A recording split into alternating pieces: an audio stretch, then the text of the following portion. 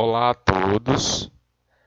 Vamos começar agora mais esse módulo da disciplina de instalações zootécnicas ofertadas para o curso de zootecnia.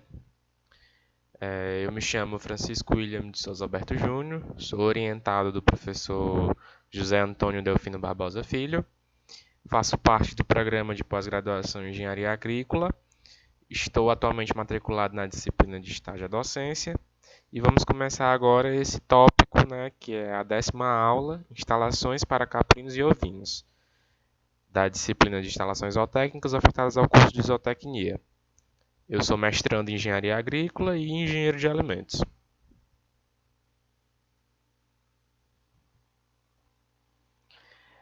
Falando um pouco agora, né, de como está dividida a nossa aula, a gente vai começar falando um pouco sobre as características do usuário, que no caso a gente vai ter dois usuários para estar discutindo aqui, que são os caprinos e os ovinos.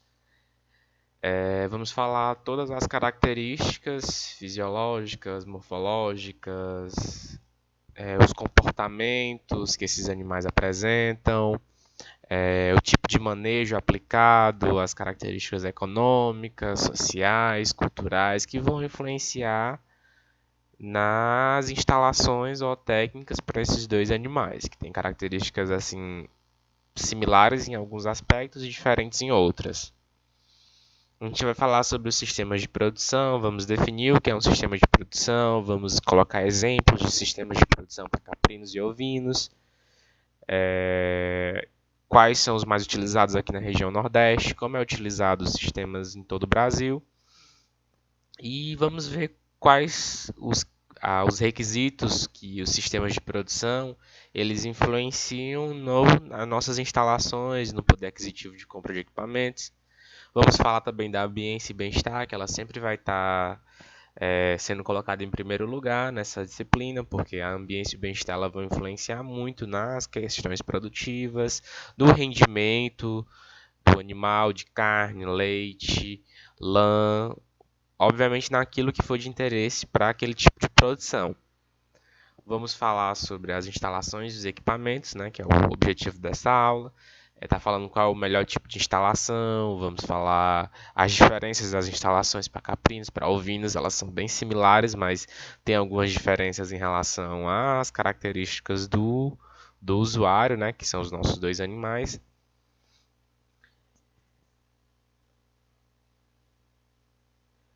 Vamos falar agora sobre as cabras, né?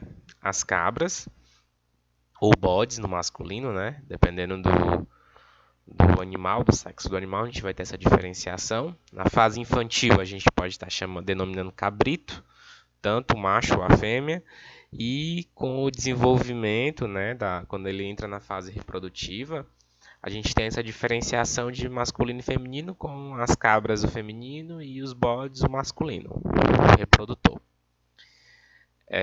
O nome científico da cabra é a Capra aircus. Ela é uma subespécie da cabra selvagem, né? Que é a Capra aegagrus. Aí essa Capra aegagrus, ela foi um dos primeiros animais a serem domesticados e ela, quando ela teve essa domesticação, ela adquiriu esse sobrenome, Ircus. Então ela é uma subespécie da cabra selvagem, a nossa cabra domesticada que a gente tem no dia a dia na nossa produção. Ela é um dos primeiros animais a serem domesticados na história. Ela gira em torno ali de 700 a.C., o período que a gente teve essa domesticação dos animais, das cabras selvagens. Nas regiões ali da Ásia e da Turquia, eles são animais que gostam dessa vegetação, desse tipo de clima, de montanha. Ali na região da Turquia era onde é encontrado, né, essa cabra selvagem. A maioria das raças de caprino, os dois sexos têm cornos e barba. A gente tem a presença de barba tanto no macho como na fêmea, e também esses cornos, né, que são essas partes do sistema tegumentar do animal, que a gente pode estar comumente chamando de chifres. E a cabra, a gente tem ela como interesse, o couro. Alguns animais a gente tem essa questão da curtição do couro, de ser aproveitado o couro, a carne principalmente, né? A gente tem várias raças que têm essa aptidão para carne. Temos também várias raças com aptidão para leite. A gente vai estar citando assim de maneira bem breve assim as raças que têm essa aptidão. E a gente também tem algumas que eu acho que só é a Angorá, que a gente tem a presença de lã. Então a gente tem essas 4 aptidões aí para o animal. Dependendo, obviamente, da raça, a gente vai ter uma aptidão maior para couro, carne, leite ou lã, no caso da Angorá. E a nossa instalação ela sempre é produzida pensando no nosso usuário. Então a gente vai, se a gente tem uma produção, se a gente tem uma instalação voltada para couro, vai ser um tipo de instalação. Uma instalação para carne tem um tipo de instalação. Leite também vai ter as suas características, vai ter o seu diferencial. E a lã do mesmo jeito. Já as ovelhas, elas são a domesticação do urial ou do muflão asiático, né, que é o Ovis orientalis. As ovelhas, ou carneiro no masculino, né, quando a gente tem o animal do sexo do macho, a gente vai ter um carneiro, quando a gente tem a fêmea, a gente tem a ovelha, e a gente tem o borrego e cordeiro, que são os animais filhotes. O borrego e o cordeiro tem a diferença quando a gente tem a fase da puberdade. Os animais começam a estar maduros para a reprodução e a gente tem essa diferenciação de cordeiro e borrego. Ela também foi um animal que foi um dos primeiros animais a serem domesticados junto com as cabras. São animais também de regiões ali da Ásia. O muflão, ele é conhecido ele é um animal asiático, o muflão, que também pode ser denominado como urial, e ele também tem outras denominações naquela região da Ásia. E ele é um animal que é reconhecido também pelo seu corno, né, o seu chifre. A gente também pode ter a presença de cornos nas ovelhas. Elas, diferente dos outros animais, elas se destacam por ter uma audição baixa, um olfato reduzido. Sua visão também é inferior comparado com outros animais. Então, por isso que a gente tem até aquela conotação de que uma pessoa que é comparada à ovelha é uma pessoa mansa, uma pessoa calma, uma pessoa mais simplista. Porque eles são animais que carecem, eles acabam se tornando presas fáceis para alguns predadores. Então é por isso que a gente tem essa assimilação da ovelha com algo dócil, algo meigo, algo simples, mas eles têm esses problemas de baixa audição, um olfato reduzido e também uma visão de inferior comparado com outros animais. Ela também é um animal que fornece para a gente carne. O leite em si não é tão consumido como o leite de cabra, então a gente já vai para produtos lácteos à base do leite da ovelha. Mas tem pessoas que apreciam o leite da ovelha. E a gente também vai ter animais lanados, né, com presença de lã, que tem um grande interesse comercial para se obter a lã, né? E também a gente vai ter uma parte significativa que também vai querer o couro do animal. Mas a ovelha ela é mais conhecida pela questão da lã. E a gente tem algumas raças de ovelhas deslanadas, né? Mas a grande maioria tem essa presença de lã e é um grande interesse. É uma aptidão que o animal tem que é muito apreciada. Falando sobre as características gerais, né, dos dois animais. Eles são animais gregários, eles procuram estar em bandos, né, viver em grupos. Os caprinos e ovinos são herbívoros. São considerados ruminantes de porte relativamente pequeno. Eles são animais ruminantes, né? A gente, de maneira bem geral, conhece os ruminantes pela presença dos 4 compartimentos, né, na hora do processo de digestão. Eles podem ter essas aptidões para corte, podem ser leiteiros, lanados e mistos, ou de dupla aptidão. A gente pode ter uma raça que a gente queira carne e leite, pode ter raças que sejam a carne e a lã, e por aí vai. Então a gente tem essa questão de dupla aptidão ou aptidão mista, né, como a gente pode estar denominando. Os caprinos são considerados pastejadores, né? Eles procuram às vezes folhas mais largas, mais em, em altura, mais elevada. Já os ovinos, eles são pastadores, eles procuram já gramíneas, eles estão ali fazendo estão procurando a pastagem, né? A altura de grama. A gente até compara que enquanto o caprino ele se eleva para estar se alimentando, o ovino ele abaixa, né? Se curva para estar se alimentando. Os caprinos e ovinos domésticos são duas espécies distintas e apresentam características anatômicas e morfológicas diferentes. Se a gente for entrar aqui, a gente tem número de cromossomos diferentes, a gente tem a face, enquanto um é convexo, o outro é côncavo, a gente tem a angulação dos olhos com o nariz, tem uma angulação diferente, os dois, a cauda, o rabo é diferente, um é para cima, o outro é para baixo, então a gente vai ter essas diferenças morfológicas, vamos ter diferença genética, vamos ter diferença no fenótipo do animal, então com isso a gente consegue contar de maneira bem quantitativa mesmo diferenciar esses dois animais, além de maneira qualitativa. A gente também tem como diferença dos dois a questão do nariz, essa divisão da fenda, que no caso a gente está vendo até nessa imagem, é um ovino por ter essa fenda dividida, os caprinos não têm. A posição dos chifres também são diferentes. Os ovinos têm esse chifre em formato mais ondulatório, os caprinos eles têm mais retos. Os caprinos e ovinos são animais homeotérmicos, né, que mantêm a sua temperatura interna constante devido a mecanismos termorregulatórios. Eles procuram sempre a homeostase, né, fazer esse processo de homeotermia, procurar esse equilíbrio térmico. Sistemas de produção, como a gente já vem vendo em outras aulas, pode ser que a produção animal pode ser realizada em diferentes sistemas, extensivos, intensivos, semi-intensivos, semi-extensivos, sistemas mistos. Então isso vai depender muito, né, de fatores econômicos, ambientais, mercadológicos, culturais, históricos e políticos.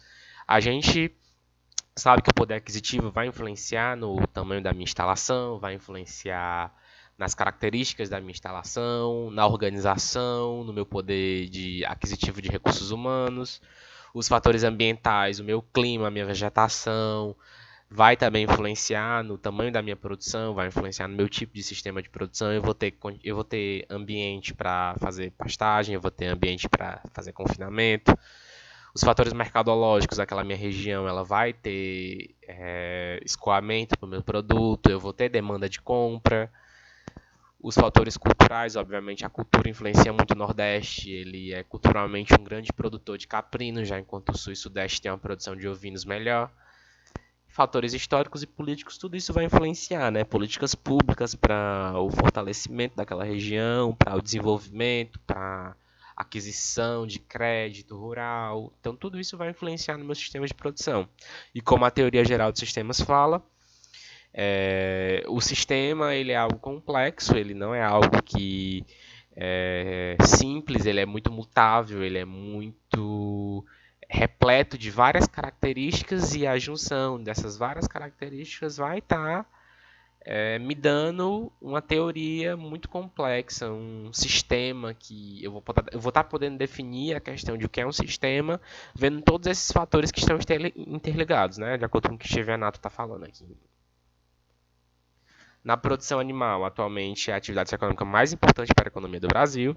Algumas regiões apresentam vocação natural e tradição na criação de animais. A gente sabe que, como eu falei anteriormente, algumas regiões têm uma produção melhor para caprinos, outras para ovinos, e a gente vai ver essa diferença nítida por condições climáticas, por condições ambientais, por condições culturais. Então, tudo isso vai estar influenciando na produção animal.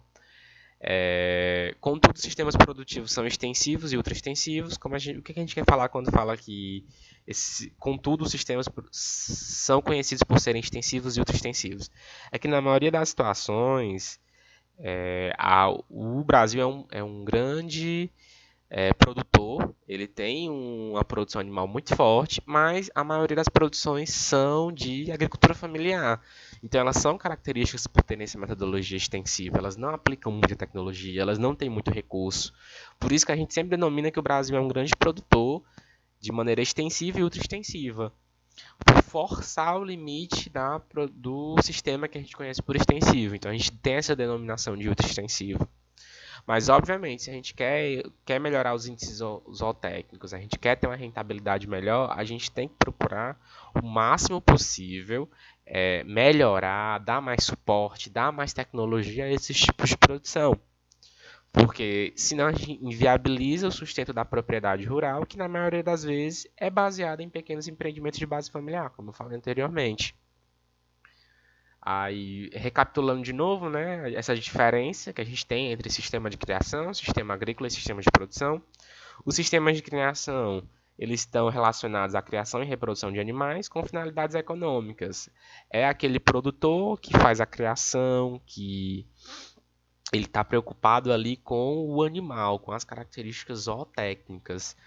Já os sistemas agrícolas, eles juntam várias questões, como as atividades técnicas, o uso de máquinas, o uso de implementos, as características econômicas de ter todo um cálculo de produção, de qual vai ser a rentabilidade, qual vai ser os custos relacionados a isso, os sociais, com aquela agricultura, ela vai ser uma agricultura de subsistência, vai ser uma agricultura de plantation, então a gente tem que ter traçado que os sistemas se diferenciam, e quando a gente entra no sistema de produção é quando a gente integra os sistemas agrícolas com os sistemas de criação. Então a gente tem um sistema de produção que integra vários componentes, dando origem a um modelo de produção, ou sistema de produção, como a gente está querendo definir e ter assim as diferenças entre os sistemas de produção extensivo, intensivo, semi-extensivo ou semi-intensivo.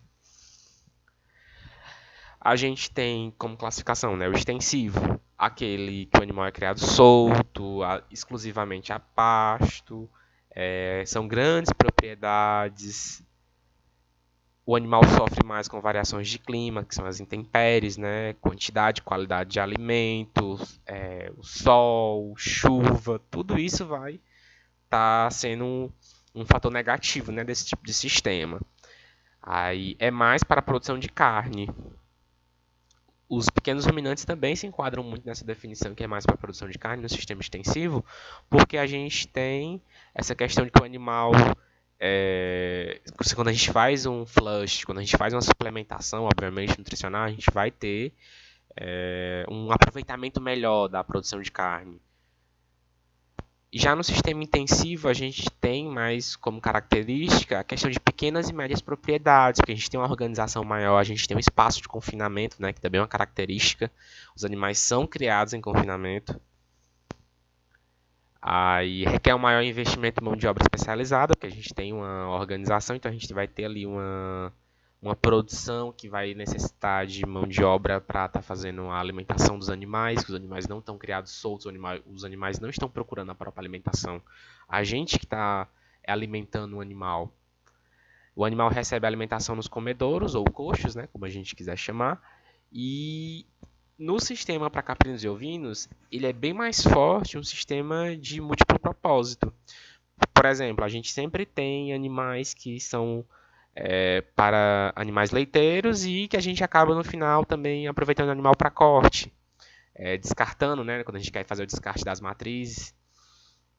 E é muito característico também de ser um sistema semi-intensivo ou semi-extensivo, dependendo da proporção, né, dos dois que está sendo utilizado, porque a gente sempre tem essa questão de em um momento o animal está sob confinamento, mas em algumas horas do dia o animal também passa solto, fazendo pastejo.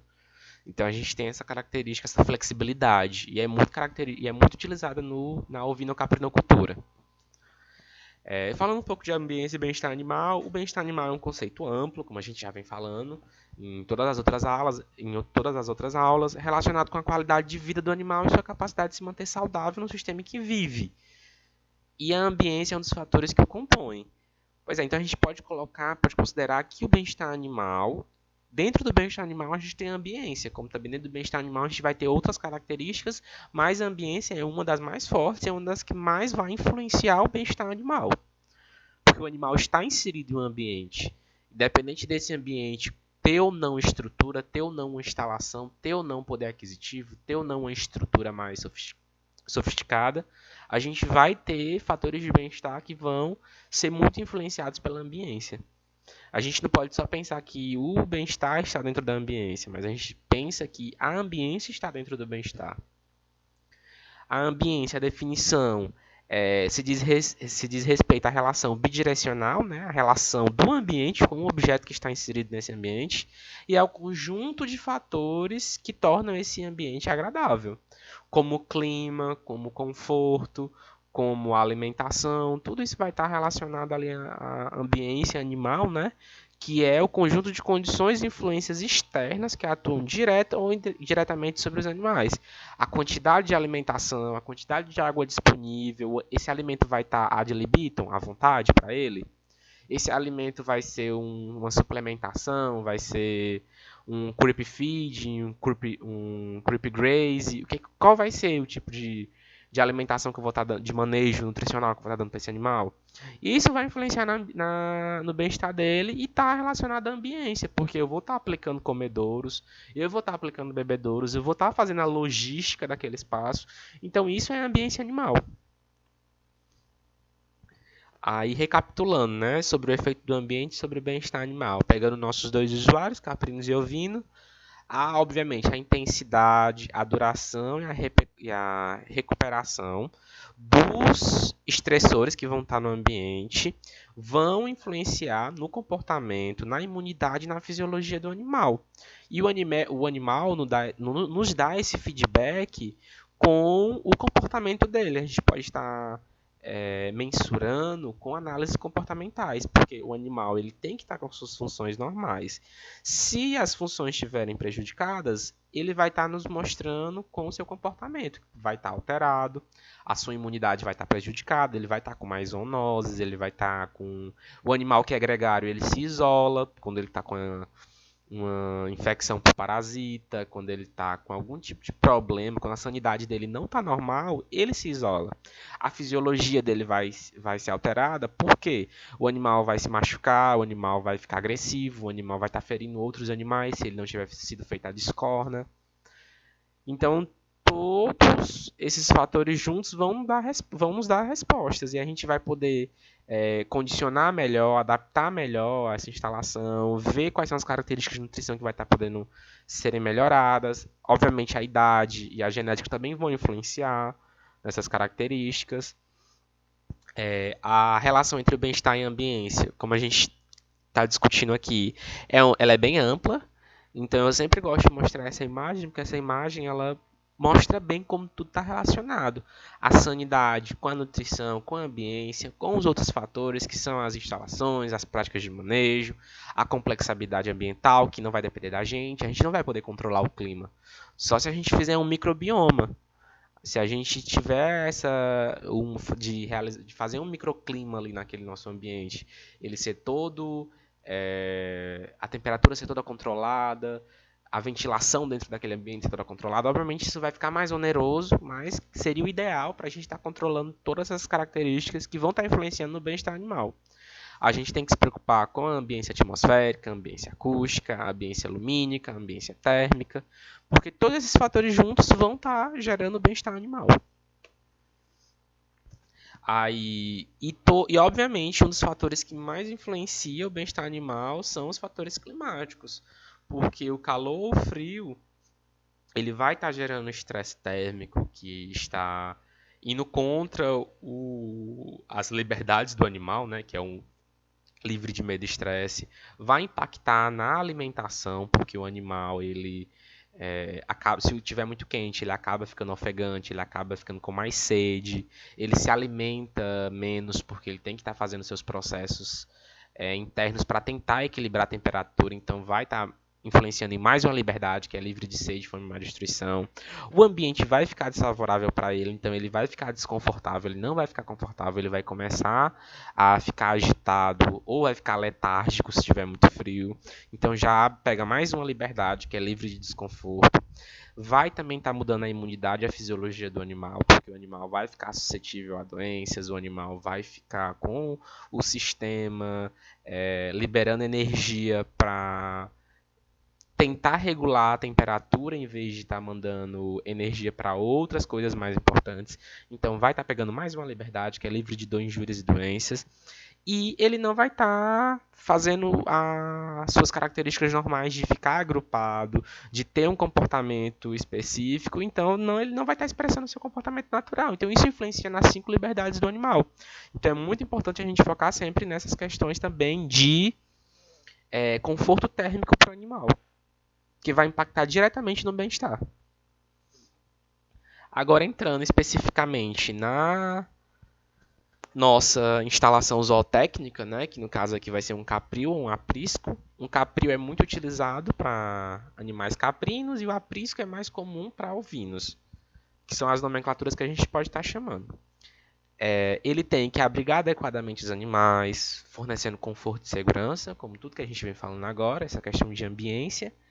Ela tem que ser prática, funcional, de fácil limpeza, para a gente também garantir as questões logísticas e operacionais, como também manter a sanidade, porque a limpeza e a higiene são sinônimos de sanidade.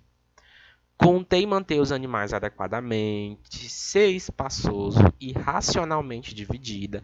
A gente vai ver que os caprinos e ovinos têm essa característica de divisões, a gente vai ter compartimentações que são importantes de estarem no nosso projeto de capril ou aprisco. Tem que ser espaçoso e racionalmente dividido, ser arejada, mas protegida de ventos e umidade. A gente tem que proteger o animal das intempéries. Tem que ter uma resistência e durabilidade. Obviamente, isso são custos. Então, se a gente tiver um material de boa qualidade, uma instalação bem feita, a gente está garantindo que ela vai ter resistência e durabilidade. A gente não vai ter que ficar fazendo reformas, ampliação, aumentando várias e várias vezes essa instalação que a gente vai estar ali, né, montando.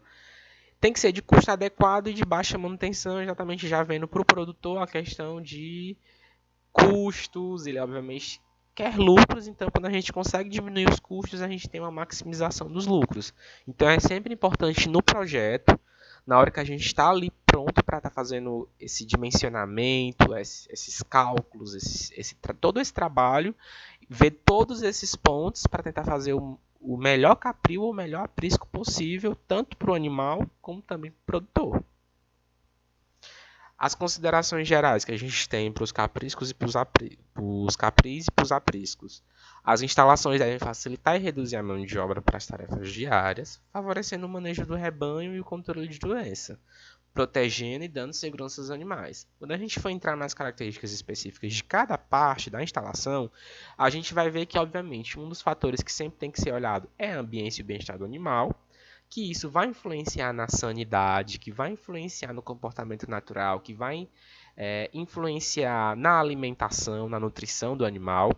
Então a gente tem toda essa cadeia de sequência, né, de prioridades, que o suprassumo de tudo isso é garantir que a gente tenha um controle de doenças e esteja fazendo o manejo correto, né, o manejo zootécnico daquele animal, para proteger e dar segurança a ele, porque isso implica em bem-estar. As instalações devem ser adaptadas à região onde será construída e ao tipo de exploração econômica que a gente vai estar fazendo ali, né? Que é que a gente tem que procurar, obviamente, quando vai falar de exploração econômica daquele animal, é a aptidão para aquela raça que ela vai estar disponibilizando para a gente. Não adianta eu tentar explorar carne de um animal, de uma raça, que não tem aptidão para carne e vice-versa as outras aptidões que o animal fornece para a gente. Ao mesmo tempo, a gente também tem que estar observando que o clima, as mudanças climáticas ao decorrer do ano vão influenciar no animal. A gente tem que estar preparado para chuva, tem que estar preparado para sol, tem que estar preparado para geada, tem que estar preparado para períodos de incidência solar maior durante tal período do ano, ventanias em tal período do ano. Tudo isso vai influenciar no nosso projeto, então é uma consideração muito importante.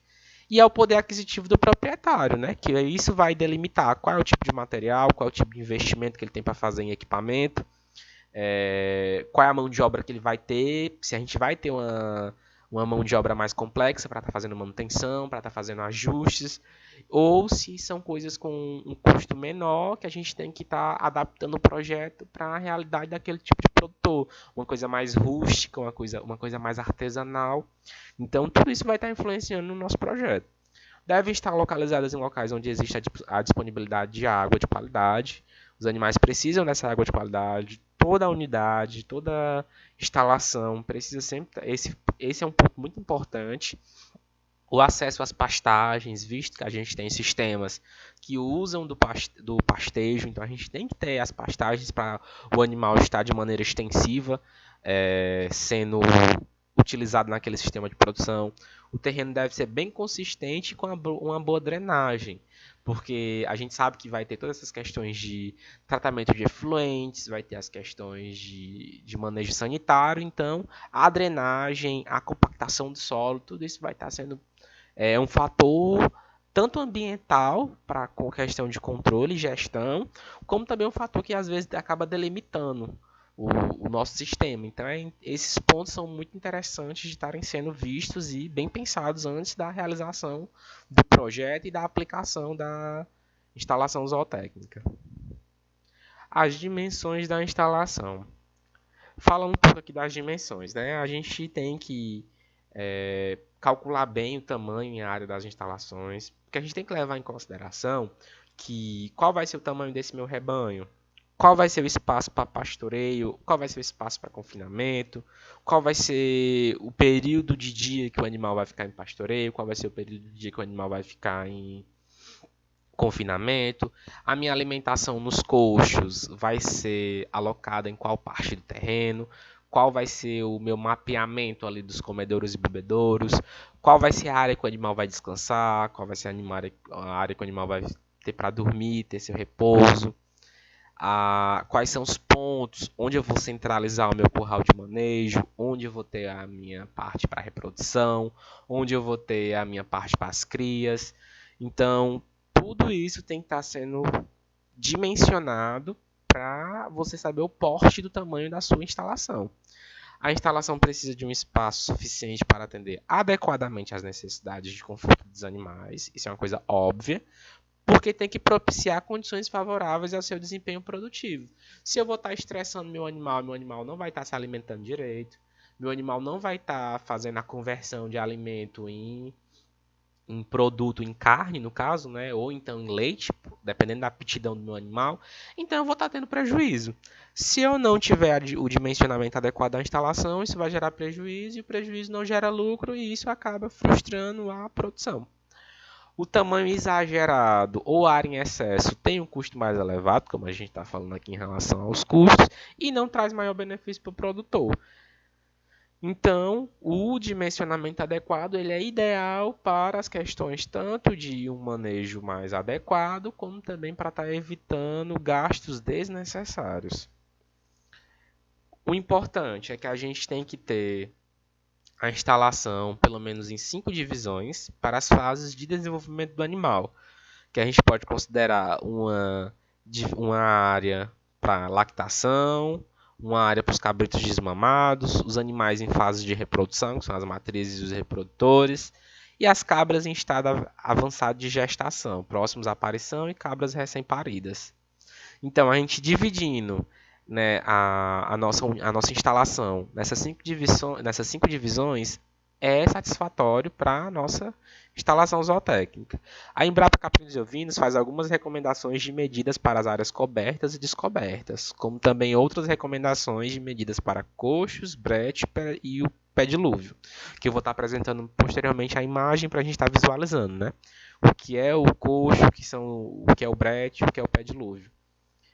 Aqui falando um pouco do tamanho das áreas cobertas e descobertas. Para uma cria, é interessante que ela tenha no mínimo 0,5 metros cúbicos de área coberta e mais do que 1 metro cúbico de área descoberta. Para ele estar fazendo essa circulação, ter esse livre acesso a essas duas áreas. Já para animais maiores, depois que os animais jovens, mas que já passaram da fase de cria, a gente tem já como recomendado 0,8 metros quadrados, de áreas cobertas e mais do que 1,5 metros quadrados de áreas descobertas. Já para as matrizes, é recomendado 1 metro quadrado de área coberta e mais do que 2 metros quadrados de área descoberta. Já os reprodutores, a gente tem um espaço maior, de 3 metros quadrados para área coberta e mais do que 6 metros quadrados para área descoberta.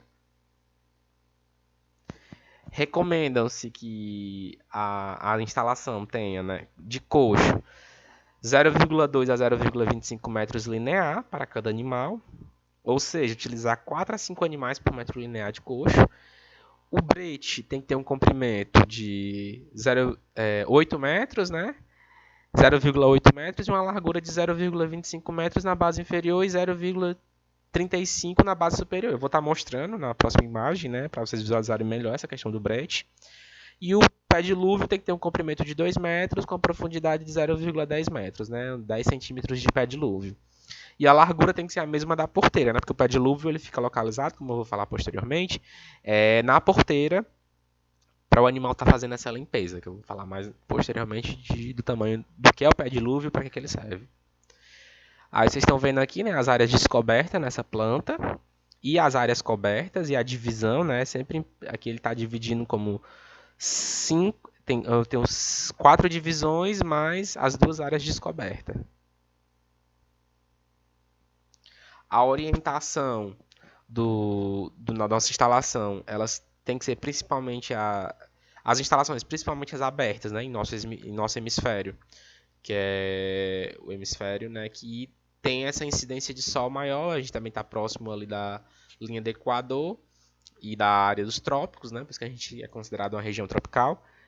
Devem ser construídos preferencialmente no sentido leste a oeste, como a gente já fala também para outras instalações para outros animais, seguem esse padrão, né? Do nascente ao poente do Sol, seguindo do leste ao oeste, que é onde o Sol nasce, até onde o Sol se põe. E para que a incidência de radiação solar seja na cumeira da instalação e não nas suas laterais, para evitar o estresse dos animais e ter um maior conforto térmico, né? A cobertura. O telhado é um dos principais fatores que influenciam na carga térmica, radiante incidente, né, que é aquela carga térmica que está diretamente sendo direcionada na cobertura, e ela faz essa questão, emissividade para o ambiente. Então, a gente sempre procura que tenha uma baixa emissividade térmica e a absortividade, que é a questão de absorver a energia e estar transmitindo no ambiente. Em decorrência do material de cobertura, reduzindo o fluxo de calor no interior. Então a gente sempre tem que procurar um material que ele reflita a incidência luminosa, né? A incidência térmica do sol, e ele não faça essa emissividade no ambiente. Ele tem essa questão de ser como se fosse um isolante. Ele está ali refletindo e não está absorvendo e transmitindo para o ambiente. Então isso é muito importante para estar sendo colocado como um parâmetro importante na cobertura. As telhas de barro são consideradas a melhor cobertura, pois reduzem a carga de radiação, proporcionam um maior conforto térmico, além de ter uma alta durabilidade. Aí elas vêm como seguido das telhas de fibrocimento pintadas de branco, que são pouco eficientes como isolante térmico, porém possuem uma durabilidade média maior e também baixo custo. Já existem também coberturas que são feitas de materiais alternativos, como a palha, que é um bom isolante térmico, tem um baixo custo, mas possui pouca durabilidade. E também pode favorecer a problemas sanitários, e a estética fica um pouco a desejar. E também, dependendo da área, né? Se a gente tem uma tendência a queimadas ou então a focos de incêndio, etc., pode também estar gerando um problema esta palha, porque ela pode ser um pode servir de combustível para uma queimada, pode ser algo que não seja tão indicado para alguns tipos de regiões. É importante também que sempre ter uma vegetação próximo, né, porque a evapotranspiração dos vegetais contribui para o abaixamento da temperatura. Então, a presença de árvores no fluxo do vento, elas servem para também estar dando uma amenizada na temperatura, e vegetação, a horta, vegetais próximos à instalação também ajudam nesse abaixamento da temperatura. O piso das instalações deve possuir uma boa drenagem, ser de fácil limpeza e possuir uma declividade adequada e também proporcionar conforto aos animais. Existem vários tipos de piso para as instalações, tanto para apriscos como para capris, e eles podem ser de ripas, podem ser o chão batido de terras, acimentado, e há uma cama de revestimento, que eu vou estar falando um pouco da cama de revestimento. Que ela não é um piso, mas é uma tecnologia para estar sendo colocada junto ao piso, para a gente estar, como a gente já viu o piso de outros animais, está sendo algo para ajudar no nosso manejo sanitário e também no conforto do animal. O indicado é que a largura das ripas sejam de 4 a 5 centímetros, a largura da ripa, a altura de 0,8 a 1,2 metros, e ela tem que ter uma área mínima de 1 metro quadrado por animal. O espaçamento das ripas deve ser de 1 ou 1,5 centímetros, para também não estar acontecendo do animal tá prendendo sua pata, não tá se machucando com um espaçamento muito grande das ripas, o animal não tá caindo, o animal não tá prendendo a pata toda. Então é importante que elas tenham esse espaçamento pequeno para não estar ocasionando problemas ao animal. O piso possui um maior custo inicial, mas em contrapartida os animais têm menor contato com as fezes, urina e umidade, porque elas vão estar caindo por entre as ripas. Então isso facilita um pouco o manejo sanitário, porque você vai ter... obviamente isso não retira a questão de você ter todo um controle de higienização, você também está aplicando as camas de revestimento, porque também as camas de revestimento, além de ajudarem o manejo sanitário, elas também servem às vezes para melhorar um pouco o conforto. O animal ele está se espojando, então a gente é recomendado o uso de uma cama de revestimento também. As cercas, elas são fundamentais em uma propriedade, elas devem ser planejadas de acordo com as condições do terreno, do tipo de criação e do custo de implantação e manutenção. Obviamente você tem que estar aplicando uma cerca, vendo se isso não vai estar ferindo o animal, vendo se você tem condições de um melhor tipo de cerca, para não colocar qualquer tipo de cerca, para estar machucando os animais. E a gente também tem algumas indicações da largura da cerca, a distância entre um arame e outro arame. Tudo isso a gente tem como material complementar as indicações de como tem que ser colocada essa cerca e como é que ela tem que ser o dimensionamento dela. Existem vários tipos de cerca. A mais utilizada são as cercas de arame farpado, mas um detalhe da cerca de arame farpado é que quando eu tenho como aptidão o couro dos animais, as cercas elas acabam danificando, porque os animais têm esse hábito de às vezes colocar a cabeça ou alguma parte do corpo entre o espaço, o vazio entre um arame e outro. E isso acaba lesionando o couro, machucando o animal, e isso não é muito desejável. A gente tem cercas de arame liso, cercas elétricas, cercas de madeira, cercas mistas, né, que podem levar arame e madeira, cercas de tela, cercas vivas e cercas de pedras toscas. Então a gente tem vários tipos de cerca e a gente tem que colocar o melhor tipo de cerca para o nosso tipo de produção. Sempre visando que a gente tem que procurar garantir que os animais não se machuquem e que também a gente, por exemplo, para as ovelhas, que são fáceis predadores, as cercas também podem servir como uma proteção para que esses animais não sejam predados por lobos, coiotes e outros animais que possam estar querendo predar esse animal. E também para fazer o demarcamento do seu território, demarcamento da sua instalação, para também você ter esse controle de qual vai ser as áreas que vão ter pastejo, qual vai ser as áreas que vão ter os manejos que você vai estar realizando na sua instalação zootécnica. Uma área muito importante também é o solário, que é uma área externa para exercícios e o animal tomar sol. Ela pode ser de piso cimentado ou de terra batida, e a área mínima é de 4 metros quadrados por animal. A gente pode, ao decorrer da nossa fazenda, da nossa instalação, estar aplicando solários para que os animais tenham essa área externa para exercícios, para tomar sol. Então é muito importante a gente ter essa área descoberta para os animais estarem realizando esse comportamento. A gente também tem o fenil, né, que são os locais para armazenamento do feno. Eles devem estar em um ambiente seco e ventilado, em cima de estradas de madeira para evitar o contato do feno com o chão. Assim evitando que a umidade danifique e que os processos, se for acontecer, para evitar ou que não aconteça fermentações indesejadas, etc. Então a gente tem que ter esse controle do feno para ter esse feno de qualidade para o momento de uso. Ele está adequado e não tá passando nenhuma sanidade ou não está servindo mais para aquela finalidade que a gente vai estar aplicando.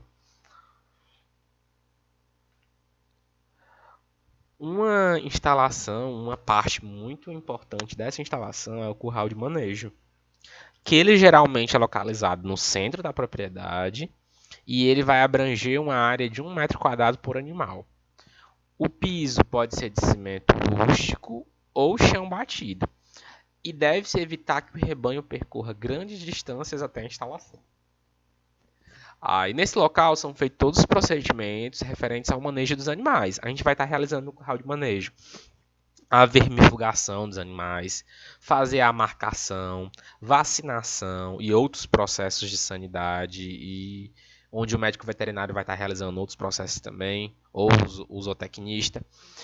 A gente vai estar fazendo a pesagem do animal, banho carrapaticida, o casqueamento, embarque e desembarque, o descorno, exames ginecológicos e tratamento geral dos animais. Então, o curral de manejo, além de ser um ponto muito importante, ele também é um local onde a gente vai estar tendo que ter muito cuidado com a higienização, a sanitização e todo o manejo sanitário, porque ele é um dos pontos onde o animal vai estar suscetível a problemas que, se a gente não tiver esse controle sanitário, vai estar sendo passado de um animal para outro animal.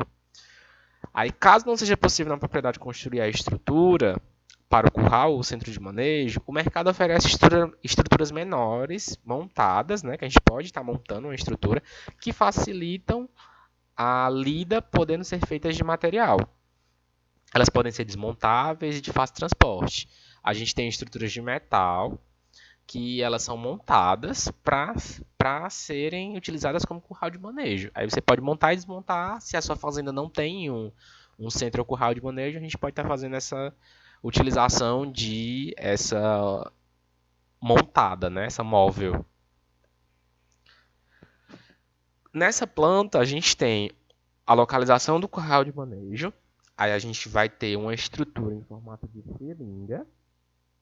E vamos ter o brete, balanço e pé dilúvio. A gente vai estar falando posteriormente do pé dilúvio, que é uma passagem do animal para entrada ou saída das outras áreas da instalação. A gente vai estar falando sobre mais especificamente de outros detalhes também que o pé dilúvio tem que ter.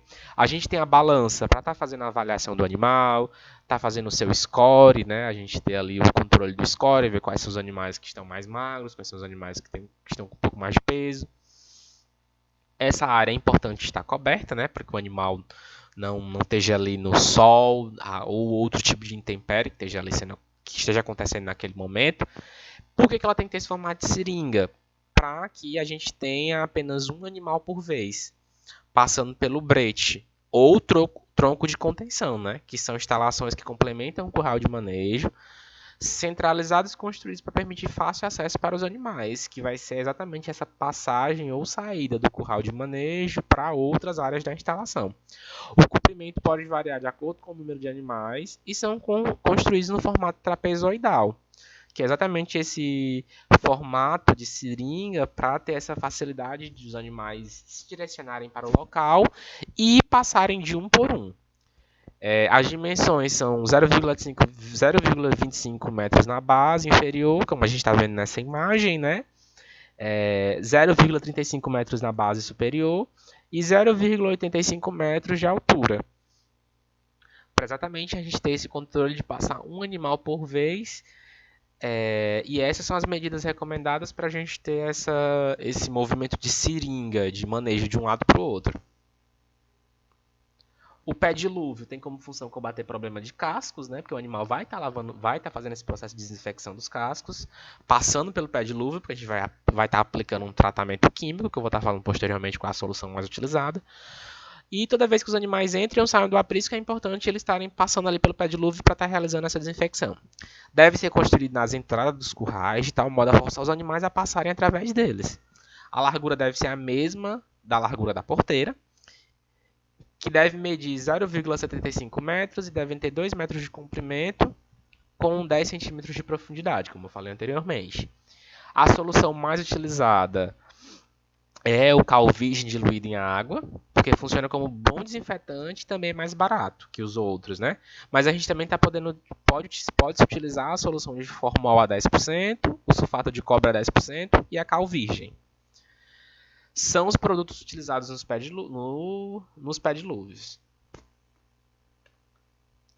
Os saleiros são estruturas que são pequenos coxos que podem ser feitos com pneus cortados, madeira, plásticos cortados e cimento.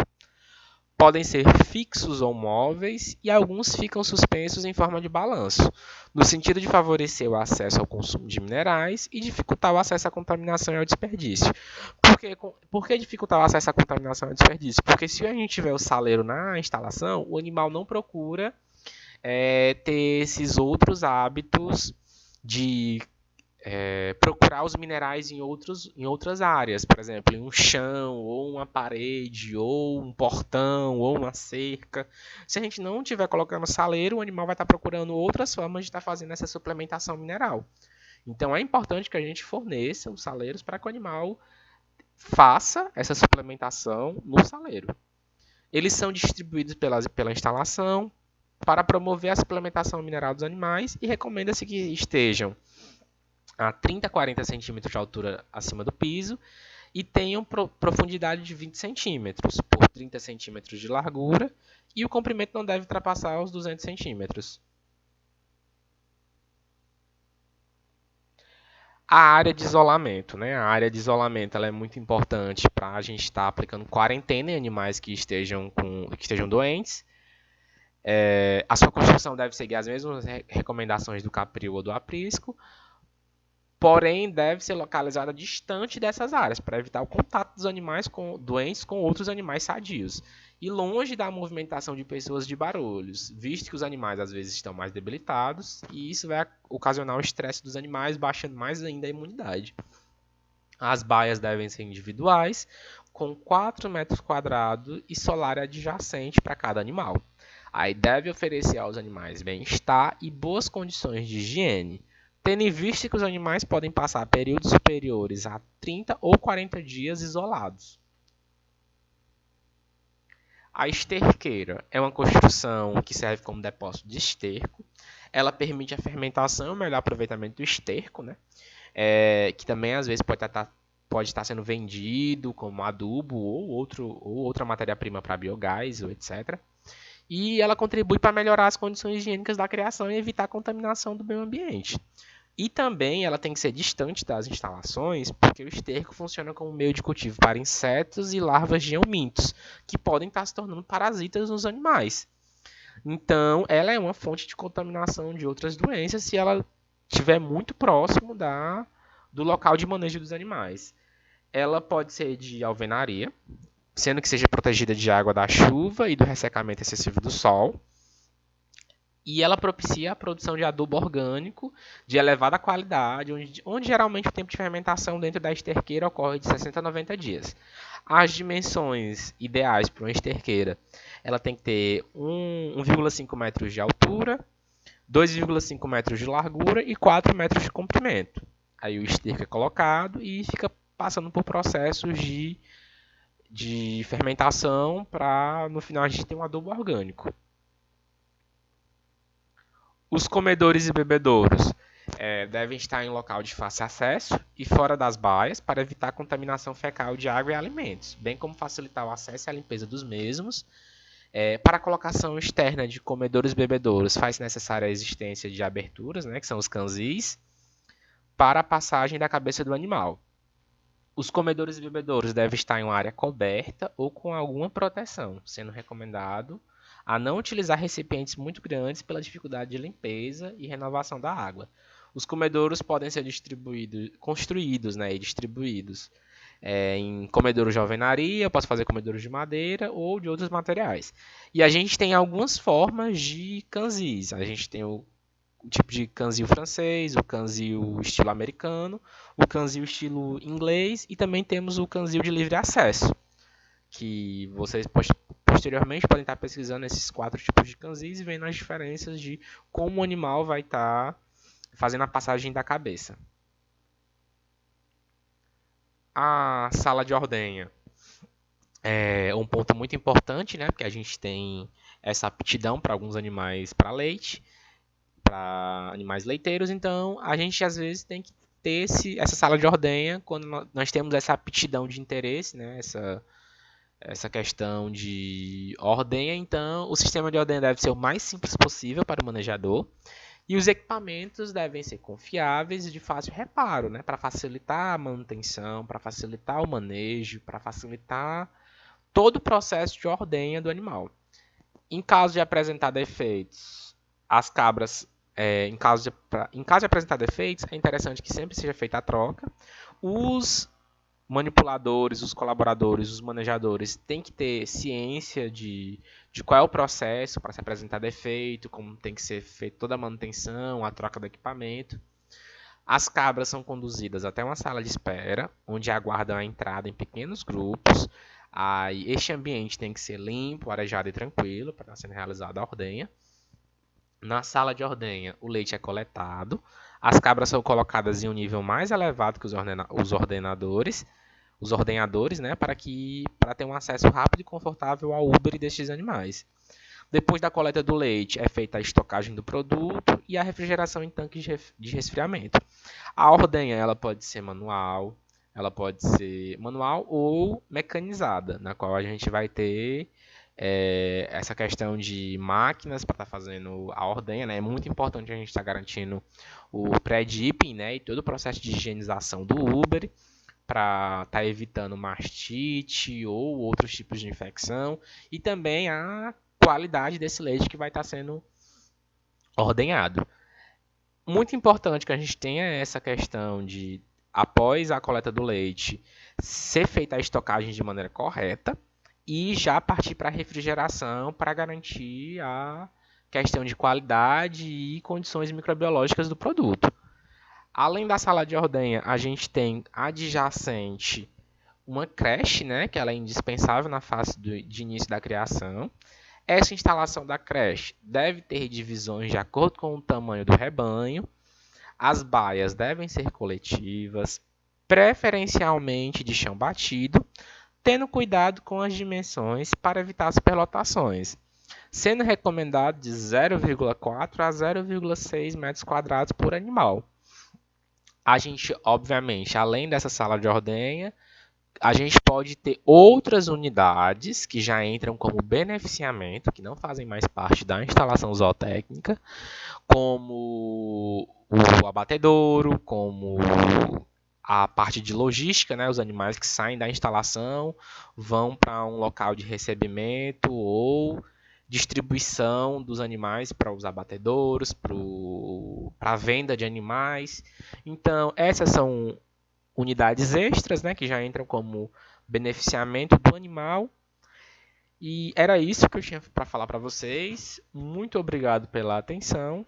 Essa foi nossa aula de instalações zootécnicas, né, com o tema de instalações para caprinos e ovinos. Quaisquer dúvidas, estou à disposição. E é isso. Muito obrigado e até a próxima.